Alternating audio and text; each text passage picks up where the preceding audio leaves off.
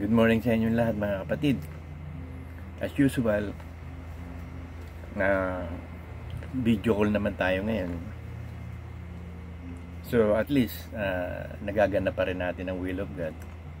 Kakasama-sama tayo.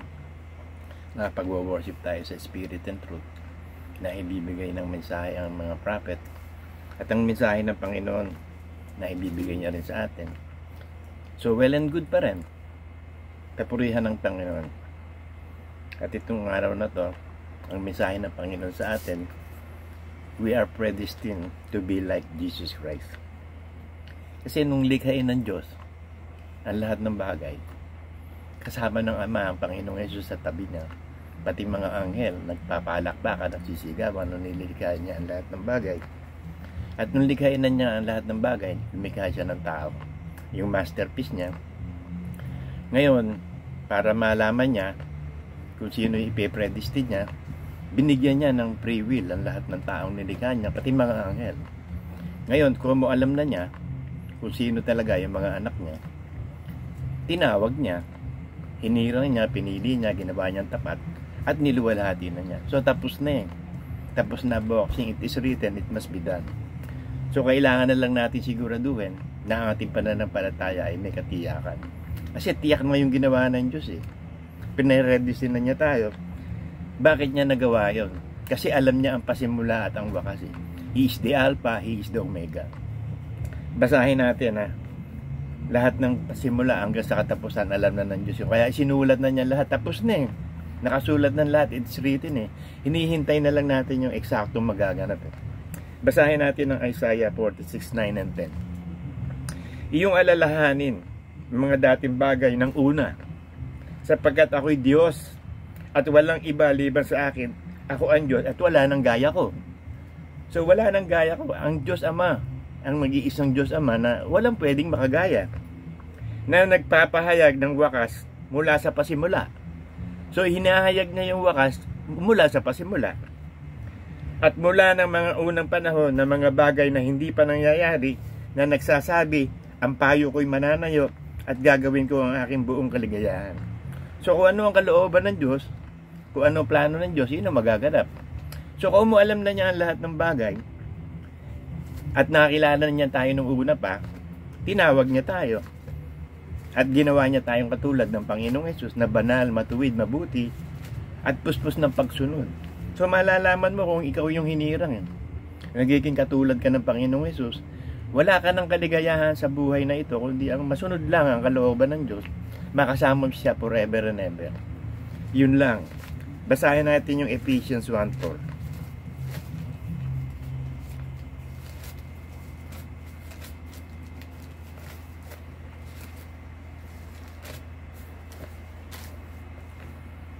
Ayon sa pagkapili niya sa atin, sa Kanya bago itinatag ang sanlibutan, upang tayo maging mga banal at mga walang dungis sa harapan niya sa pag-ibig. Na tayo itinalaga niya ng una pa sa pagkukup na tulad sa mga anak sa pamamagitan ni Hesukristo sa ganang Kanya, ayon sa minagaling niyang Kanyang kalooban. So, kinupkup tayo sa pamamagitan ng Panginoong Hesus, ibinilang na tayo mga anak, sa mga anak na tayo ng Diyos ngayon. Ngayon, magiging katulad tayo ng Panginoong Hesus. Kaya ang ginawa niya, para mangyari yun, nakasulat sa Romans 8:29-30 ang ganito.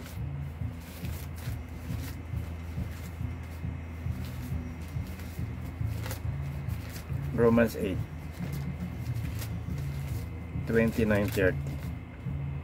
Sapagkat yung mga nang una pa kanyang nakilala, ay itinalaga naman niya na maging katulad ng larawan ng kanyang anak, upang siya ang maging panganay sa maraming magkakapatid. So talagang maraming magkakapatid. Plano na ng Diyos na yung bahay na itinayo niya, yung New Jerusalem, pupunuin yun ng mga anak niya. At inianak niya muna si Kristo bilang panganay. At lahat tayong tinawag niya, sinulat sa aklat ng buhay. Magkakapatid tayong lahat doon. Kaya wala nang asawa doon eh. Walang tatay, walang nanay. Iisa lang ang ama natin doon, ang Diyos Ama. Iisa lang ang panganay natin doon, ang Panginoong Hesus. At ang nanay natin doon, yung Mother New Jerusalem. Doon tayo titira sa ating kaya nga minsan tinatawag ang nanay bila ilaw ng tahanan. Kaya yung asawa, yung babae o ang nanay natin doon, tahanan eh, yung New Jerusalem.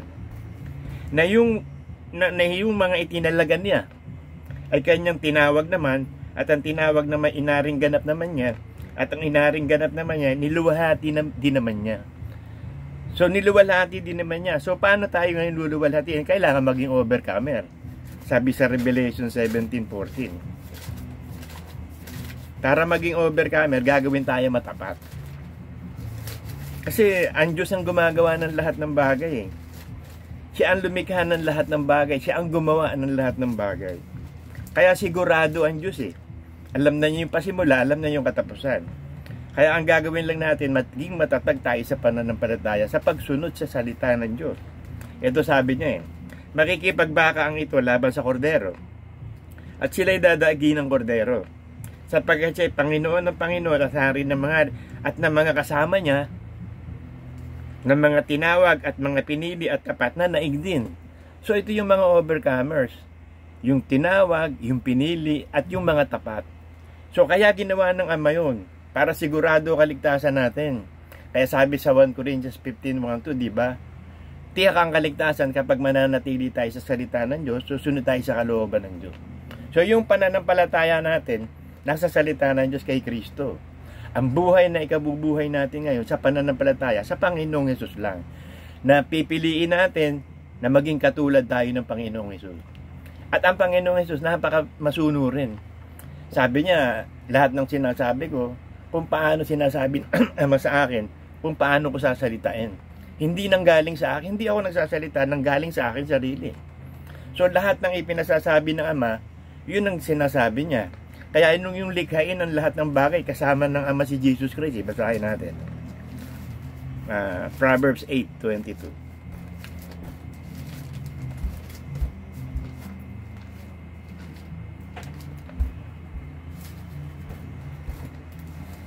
Ito sabi niya, inari ako ng Panginoon sa pasimula ng kanyang lakad. Yung pasimula pa lang ng gagawin ng Diyos, bago pinasimula ng kanyang gawa nung una, ako inalagay na mula nung araw na walang pasimula. So wala pang pasimula, nakasama na ng Ama si Kristo. Bago nilikha ang lupa, ako'y nailabas ng wala pang kalaliman, nang wala pang mga bukal sa sagana ng tubig, bago ang mga bundok ay nalagay, bago ang burol ay nailabas. Samantalang hindi pa niya nalilikha ang lupa ni ang parang man na nang pasimula man ang alakbok ng sanlibutan, ng kanyang itatag ang langit, nandun ako. Kasama na siya ng Ama.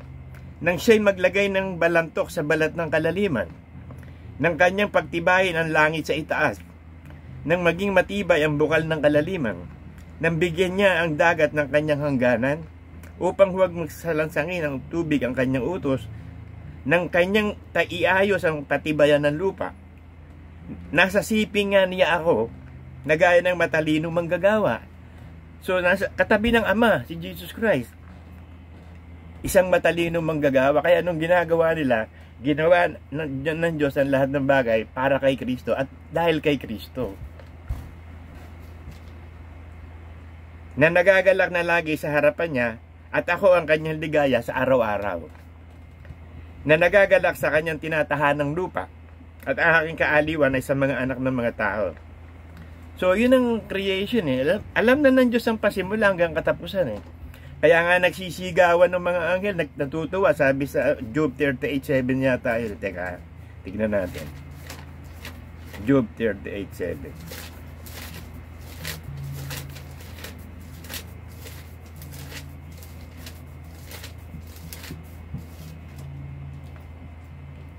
Nang magsiawit na magkakasama ang bituin pang umaga. Pag sinabi kasing bituin yan, anghel yan At ang lahat ng mga anak ng Diyos, tinatawag din ng mga anghel nung araw, mga anak ng Diyos ay naghihiyawan sa kagalakan. O sinong nagsara ng pinto sa dagat, nang magpumiglas na gaya na nagpumiglas mula sa bahay bata, nang gawin ko ang alapap na bihisan niyaon, ang salimuot na kadiliman, pinakabalantok niyon, at aking itinatag doon ang aking pasya. Ito yung creation nga na So nagsisigawan ng mga anghel, kasama ng Panginoong Hesus ang Ama, kasama ang Espiritu Santo, kasama yung mga anghel. Tuwang-tuwa ang mga anghel sa pagdilikha ng Diyos. Sama-sama sila lahat doon. Kaya tayo ngayon, ayon sa Ephesians 1:4 nga, 5 and 11, sabi ganito.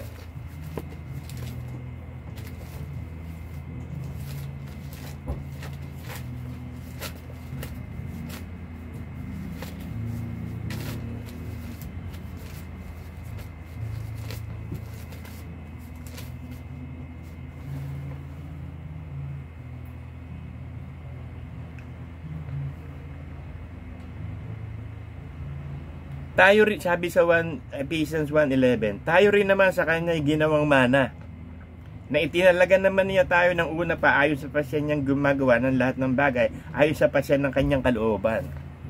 So yun ang kalooban ng Ama, kaya nilikha ang tao. Gusto niya marami siyang anak. At unang ipinanganak niya nga si Kristo. Noon nga, ang tawag niya sa mga anghel, anak ng Diyos eh. Kasi talagang gusto niya gumawa ng maraming anak talaga. Ayun ang kalooban niya. Ayun pa sa pasimula ng kalooban niya. Kaya napakapalad natin eh. Kasi naitalaga na tayo eh.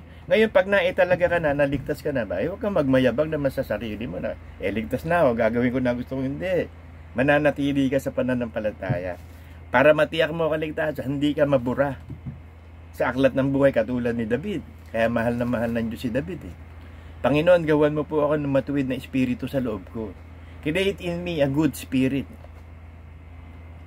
a renewed spirit, a righteous spirit. Kasi nandun ang puso ni David sa pagsunod talaga. Bagamat tao naman si David kasi nagkakasala, pero ang puso tinitingnan ng Diyos eh. Ibigay mo, wala namang experience si David sa labanan ng giyera.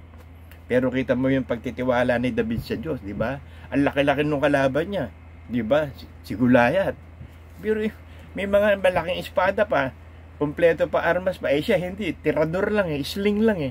5 lang ang bala niya, 5 batong makinis eh. Pero ito sabi niya, bakit mo nilalapastangan ang Diyos ng aking bayan? Ngayon, ibibigay ka ng Diyos sa akin. Goliath. Siyempre, si Goliath, si David, di ba? Di puro kayabangan ang sasabihin nun.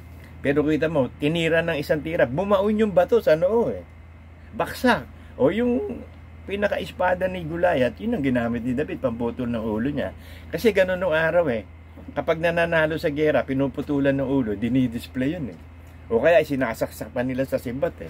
Ganun eh. Depende sa mga tribo nung pero talagang ipinapakitang putol na ulo. Ibig sabihin, talagang namatay yung tao, may ebidensyang ulong putol. May mabubuhay bang putol na ulo? Di wala, di ba?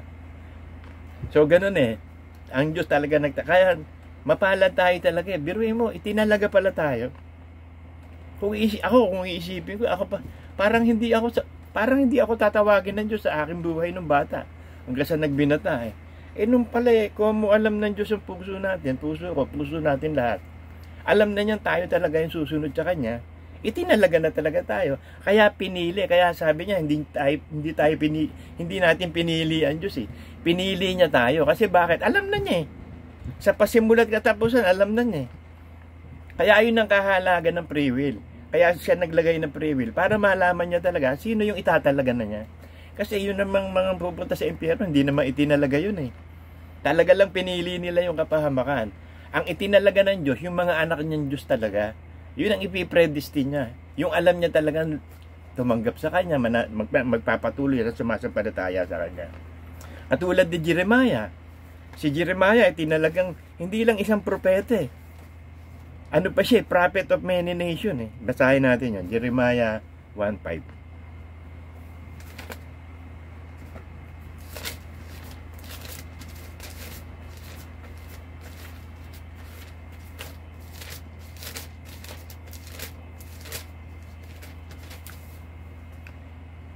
Bago kita inanyuan sa tiyan, nakilala na kita. At bago ka lumabas sa bahay ng bata, pinapaging banal na kita. Inihal kitang propeta sa mga bansa, prophet to the nations. Hindi lang propeta ng isang lugar eh. Sa maraming bansa, propeta siya. Si Pablo din. Talagang hiniran din ng Diyos si Pablo.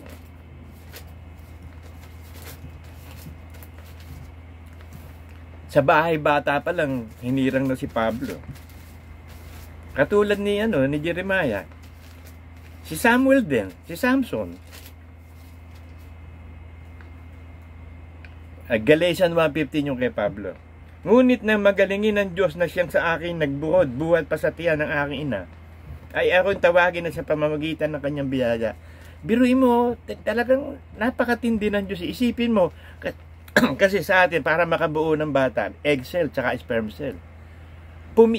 Millions and millions yung sperm cell ng tao eh. Biruin mo, pumili siya ng isang sperm cell doon para mag-meet lang yung egg cell. At ikaw yun. Biruin mo yun, di ba? Nakakamangha ang Diyos eh. True science, mabubuntis lang ang tao kapag mayroong isang sperm cell na nakarating dun sa egg cell, nag-meet sila. Magiging isang cell yun. Magiging embryo yun eh. Hanggang sa yun, magiging fetus. Hanggang sa susunod na mga buwan na magiging tao na. Sisilang na, di ba? Biruin mo, alam na ng Diyos yun. Alam na rin ng Diyos kung ano ipapangalan ng nanay at tatay mo sa iyo. Alam na rin ng Diyos lahat yun.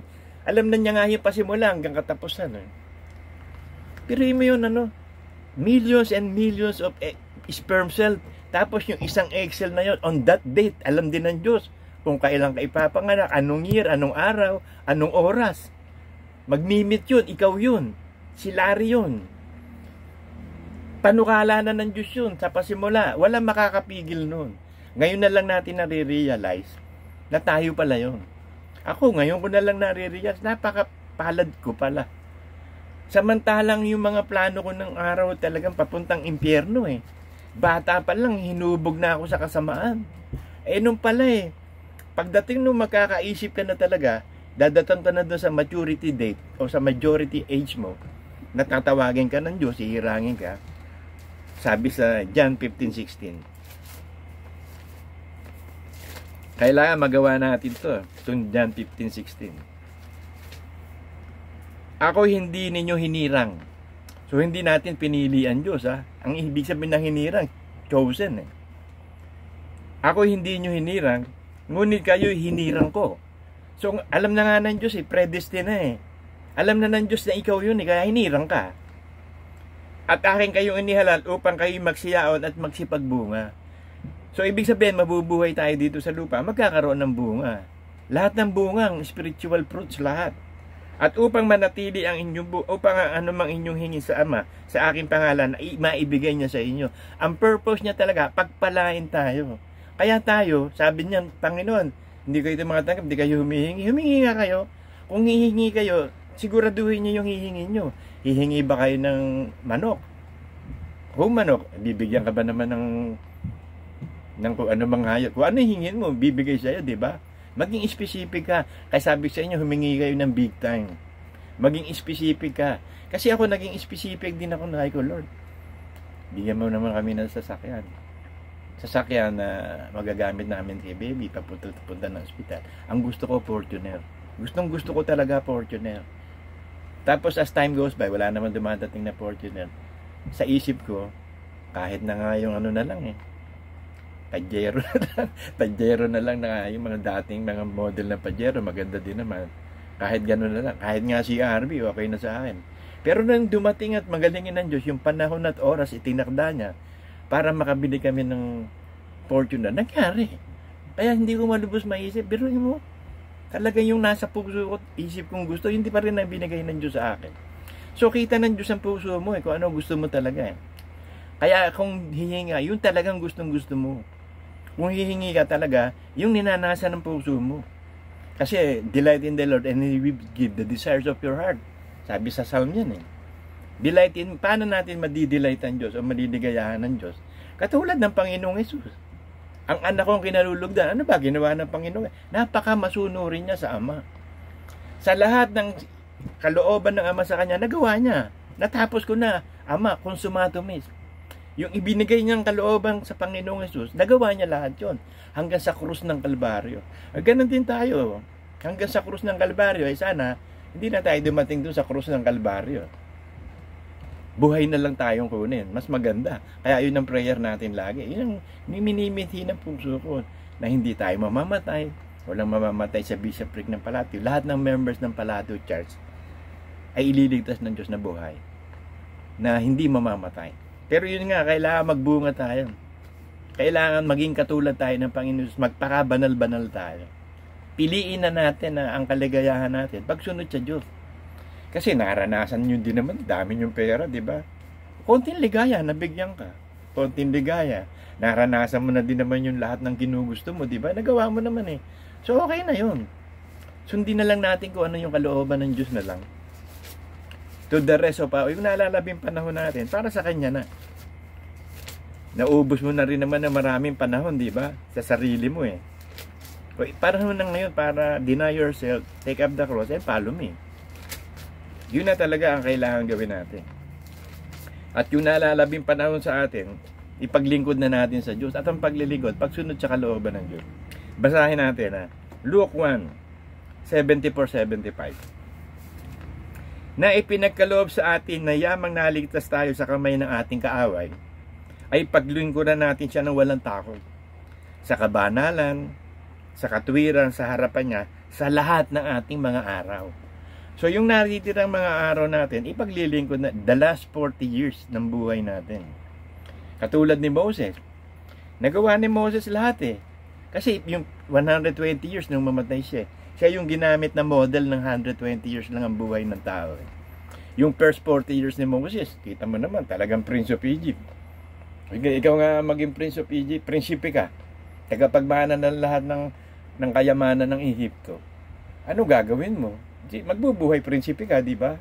O, pagkatapos no, nung tawagin na ngayon siya, may calling na siya nung second 40 years niya, may calling na siya eh. Nakapatay siya ng Egyptian, mga Egypt. Kasi, kinakawawa yung mga Israelites ng Egyptian, napatay niya. O pagkatapos, sumunod na araw, may nag-aaway ng Israelita. Sabi niya, bakit kayo nag-aaway? Di ba magkalahi kayo? Ano sagot ng Israelita? Bakit? Sino ka ba? Sino ka? Judge ka ba? May otoridad ka ba sa amin? Gagawin mo din ba yung ginawa mo doon sa Ehipto? O na-realize ni Moses, alam pala, may naka-witness pala. O naging fugitive ngayon siya kasi ipapapatay siya ng paraon eh. Nung pala, calling pala yun. Para na sa ganun, pagpunta niya sa Midian, may mamimit siya doon na priest ng Midian. Pagkatapos doon ngayon, makikita niya pala doon ng Panginoon sa burning bush. So alam natin na istorya nito, calling niya yun. So nung tawagin siya ng Panginoon, binilang siyang matuwid. Ginawa siyang, nung ibilang siyang matuwid, pinatulian din kasi kailangan tulian eh. Kahit na matanda na, kailangan tulian ka eh. So dumaan siya sa proseso ng pagtanggap bilang miyembro ng Israel. O nung maihanda na siya, naturuan na siya ng Diyos. Sabi niya nga, hindi naman ako magaling magsalita eh. Pwede ba, wag ako? Hindi ako magaling magsalita, bulol ako eh, sabi ni Moses.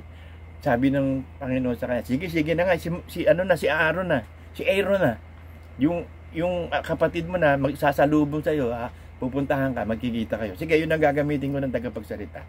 So ayun, sasabihin ng Diyos kay Moses kung ano sasabihin, tapos magiging tagapagsalita si Aaron. O yun ang nangyari, alam na natin. So yung last 40 years niya, paglilingkod na. Kasi dumaan na sila sa marami talagang hirap eh. Pinahirapan nga, di ba?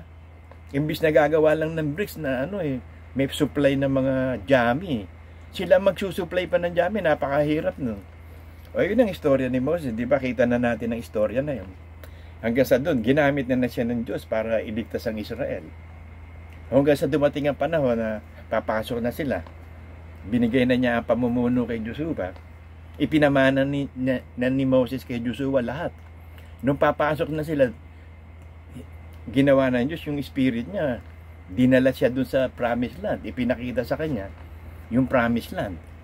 Hanggang sa yun na nga, nakita natin, sabi ng Bible, hindi lumabo ang mata ni Moses, hindi nanghina ang katawan, pinatay siya ng salita ng Diyos. Kailangan mapulpil yung 120 years old eh. Ngayon, sa panahon natin, sabi ng Diyos, ang kamatayan ng tao ngayon, 70 years old eh. Kung malakas ang katawan, mga 80 eh. So, pag ikaw umabot na ng 70 plus, lalo nakaabot ka pa ng 80, pagpapala na yun. Kasi kung ikaw naman mabubuhay na matagal, halimbawa 90, pero ugod-ugod ka na, dami mong sakit, baka hilingin mo na rin sa Diyos, mamatay ka, di ba? So kung aabutin man tayo ng mahabang panahon pa, hilingin natin sa Diyos na hindi tayo magkasakit talaga. Kahit may sakit, hindi tayo talunin ng sakit natin, katulad ko. Sa bagay, 68 years old na rin ako. Talagang napakarami kong sakit. Bakalpay pa ako. Meron ako arthritis sa dalawang tuhod. Yung spinal cord ko, kailangan operahan daw yung 5 na disc sa spinal cord. Yung lumbar spine, cervical spine, 3, 2 sa lumbar spine. Kailangan operahin daw yun. Hindi naman ako naniniwala doon. Pinaniniwala ako ang Diyos ko na my body will heal my body. Pero kailangan lang i-heal ng body ang lahat ng sakit natin. Pero meron siyang gagamitin na pang-healing. May gagamitin. So, yun ang dapat natin matutunan. Hindi, sa mga doktor naman, bibigyan lang naman sa'yo gamot to control, hindi to heal. Hindi naman nagpapagaling yung mga gamot eh. Ang nagpapagaling ang Panginoon. So, ang gamitin mong gamot, yung kakainin mo. Kasi yung kakainin natin, yun ang papatay sa atin, yun ang papalakas sa ating buhay. Katulad ng nare-realize ko ngayon, nanonood ako lagi sa internet, na kailangan pala tama ang kakainin mo sa gabi. Kasi pag natutulog pala ang tao, lalo't mga senior na, doon nagre-repair yung cells eh. Doon i-repair lahat ng cells mo, pero kailangan may gagamitin siyang pang-repair. Nakikita ko nga doon, nare-realize ko, mag-search din kayo. Kailangan pala, meron 7 vitamins tayo bago matulog eh. Hindi naman maa-acquire lahat yon sa pagkain kasi hindi kaya. Supplement. Kailangan meron kang vitamin 6, B6, B12, vitamin D3, vitamin E, vitamin C. Kukunin mo lahat yun sa pagkain yun. Yung hindi makukuha sa pagkain, kunin mo dun sa sa supplement. Kasi yun ang gagamitin ng katawan eh. Para i-repair yung mga cells. Lalo yung every year pala 8% yung deterioration ng muscle ng senior. Nagkakaroon pala ng muscle breakdown ng senior yung 60 years old pataas. Kaya humihina hindi sa katandaan, kundi dahil doon sa hindi nasusuplayan na i-repair yung mga muscle. Kung may i-repair yung lahat ng muscle sa kakainin mo sa gabi, kailangan may rich in protein nga nandun, kailangan kainin mo cottage cheese, Greek yogurt, tapos samahan mo ng pumpkin seeds, walnut, ano pa ba nandun? Yung bone broth, ano pa ba yung napapanood ko? Almonds. Yan ang mga kailangan mong kakainin. Mahalaga, may mga proteins talaga yan eh. Yun ang gagamitin ngayon ng katawan natin para makontrol yung pag-deteriorate ng muscle sa senior. Yun ang tinitignan ko ngayon. Yung mga bata, kaya nyo pa eh. Pero kami mga senior, wala na eh. Yung makakabuti nung araw na kinakain namin, ngayon makakasama na. Yung mga prutas na kinakain namin ng bata, okay. Pero pag nag-iedad na, minsan may masasama eh. Paano malalaman yung hindi yung na-approve na ng mga scientists, mga doctors? So magre-rely kayo through experiment nila. Yung ginagawa nila, para sa atin yun. Para matutunan natin. Kasi may people are destroyed because of lack of knowledge. Hindi natin alam ang science tungkol sa katawan eh. Hindi ka naman pwedeng mag-self-medicate. Makakasama pa sa'yo. O isipin mo, hindi. Meron ng mga scientists eh. Meron ng mga expert ng mga doktor. Para i-research, may mga researchers sila. Pinag-aaralan na. Usually, ginagamit nila mga sample, yung mga daga eh. Diba? Guinea pig, yun ang mga hayop ang tinetesting nila para ma-approve nila kung gaano ka-potent yung i-supply na yun ng mga pagkain. Na-approve naman nila. So, ganun din naman ng hayop at tao, ganun din naman yun eh. Iisa rin na sistema. Alam naman tao gamitin nila, di ba? Kawawa naman yung tao. Kung gagamitin mo sa experiment. Mga hayop, tama yun. Kaya pag natutunan mo na, so kailangan ma-discipline mo naman ang sarili mo. Lalo ako, meron akong diabetes, meron akong high blood, ang dami-dami kong sakit. Pero sa kalooban ng Diyos, kung bubuhay niya pa ako, mabubuhay pa ako. Pero hindi nga ako nagpapagamot eh. Ang sabi sa akin nung ortho maganda ako ng 350,000, isang node eh. Kasi spinal cord, marami yung disc eh. Sa lumbar spine, sa cervical spine, madami yan. Na MRI na ako eh. Kasi nagamit ko yung SM mo ni Daniel. Biruin mo yung MRI ko, 32,000 pala yun. Check-in lang kung ano yung disc na may sira. Chine-check nung ortho yun. Pag-check niya, sabi niya, 3 yung diferensya sa cervical spine mo, 2 sa lumbar. So, kailangan maoperahan madali yan. Kasi malulumpo ka. So, ibig sabihin, gusto kumita ng orto kaagad. Gusto niya magkapera kaagad sa akin. Ganun po ba, sabi ko. Sabi ko, magkano ho ba ang isang disc? No? 350,000. Isa yung 5. Di 350 times 5, 25 carry to 1,750 yata, di ba? Tama ba yun? 350, tama. 35 times 5, 25 carry to 15, 17. 1,750,000. Saka kukuha, di ba? Yung mga stroke nga ako, inasa ko na lang sa Diyos, hindi ako uminom ng gamot eh. Dahil ubus na, wala na kami pambiling gamot eh. Di Diyos na lang ang pag-asa. Kaya ito rin, saan ako kukuha nun? So, dinadala ako ng Diyos na sa Kanya lang talaga ako aasa. Pero we have to have gain knowledge about ano yung gagamitin ng katawan na supplement, anong gagamitin ng katawan na sangkap para hindi magtuloy-tuloy ang breakdown ng mga muscle ng senior. Kayo, okay pa kayo. Pero at least, pag nag-iedad na kayo, kumain na kayo ng tamang fruits and nuts, vegetable and fish. Yun. So, nung araw nga, akala ko yung mga dilatang sardinas, salmon, masama eh. Ngayon, yun na lang kinakain ko. Pero hindi na ako nagkakakain ng pandesal, yung mga white flour. Nagpapabili ko kay Daniel ng whole grain bread. Kasi kailangan yun eh. Nakakasama din pala yung mga white flour. So, ang daming nakakasama sa senior. Kayo, hindi pa naman kayo senior. Pero, paghandaan nyo na rin, mag-research na kayo kung ano kakainin nyo. Kasi yun ang sinabi sa Bible, di ba? Sabi ng Panginoon kay kay Eva at kay Adan huwag kayong kakain ng bunga ng pagkaalam ng tama at mali. Pag kumain kayo, mamamatay kayo. So, ang inyong magiging pagkain, yung mga nagbubungang mga halaman at mga bunga ng punong kahoy. Yun ang inyong pagkain. So, ang design talaga ng Diyos sa ating pagkain, gamot din. Kasi doon din ang gagaling lahat ng gamot eh. Pag kumain ka ng prutas, di ba, gaya ng kiwi, masustansya pala yung kiwi. Malaki pala vitamin C nun kaysa sa lahat ng prutas. Kiwi pinakamalataas na vitamin C. O, ganun. Guava, mga citrus fruits, ang dami. Napakaraming i-research para maalaman natin kung ano yung kakainin mo at hindi mo kakainin. So, paghandaan nyo rin yan, maging careful kayo kasi mag-iedad na rin kayo eh. Mas magandang mabuhay ng walang sakit. Gusto natin nga mabuhay tayo na hindi tayo mamamatay, di ba? Kung careless ka, ano magagawa ngayon doon? Ikaw mismo kain ng kain, makakasama sa katawan mo. O di, mag-research ka. Konting-konting research. Nandyan na lahat eh. I-google mo lang. O YouTube. Ako sa YouTube ako. Nandun yung mga senior eh. Nag-subscribe na nga ako sa mga senior doon eh.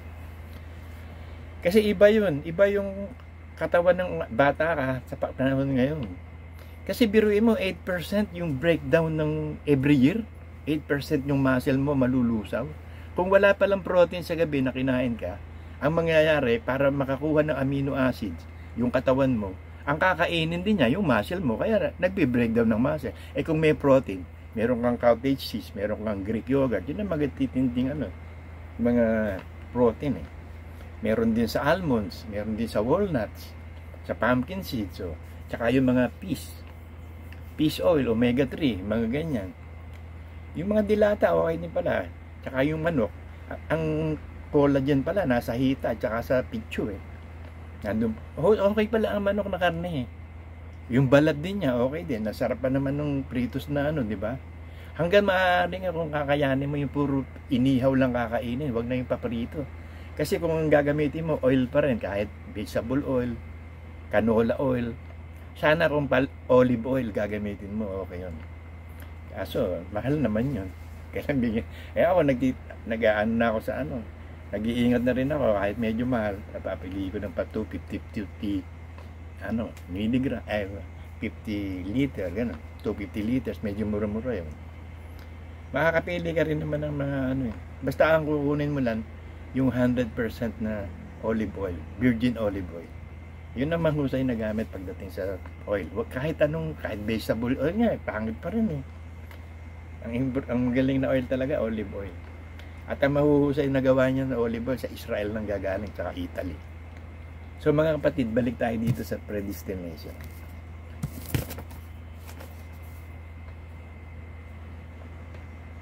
So sabi dito sa Proverbs 16:4, ganito sabi niya.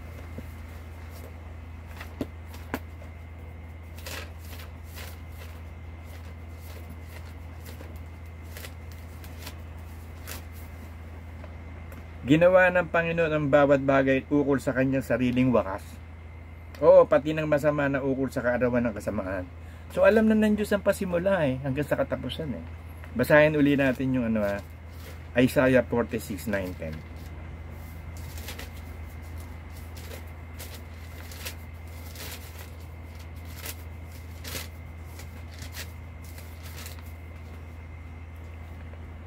Inyong alalahanin ang mga dating bagay ng una, sapagkat ako'y Diyos at walang iba liban sa akin, ako'y Diyos at wala nang gaya ko, na nagpapahayag ng wakas mula sa pasimula, na mula ng mga unang panahon ng mga bagay na hindi pa nangyayari, na nagsasabi, ang payo ko'y mananayo at gagawin ko ang aking buong kaligayahan.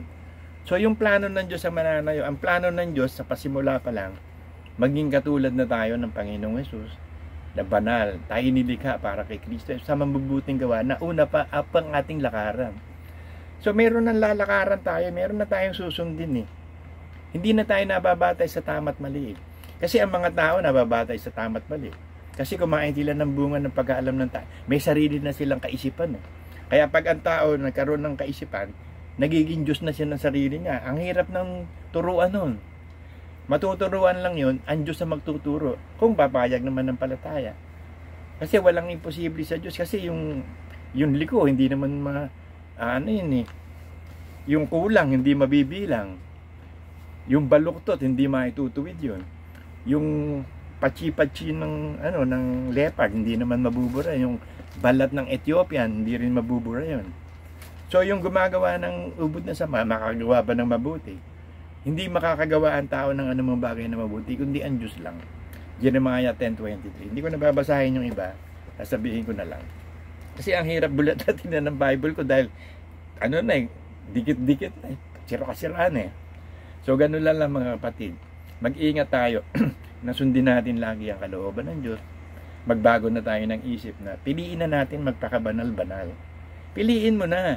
Kasi sabi ko nga sa inyo nung araw, hindi pa ako nagpapakabanal-banal nun Pero kailangan pa bang maestro ka para magpakabanal-banal ka?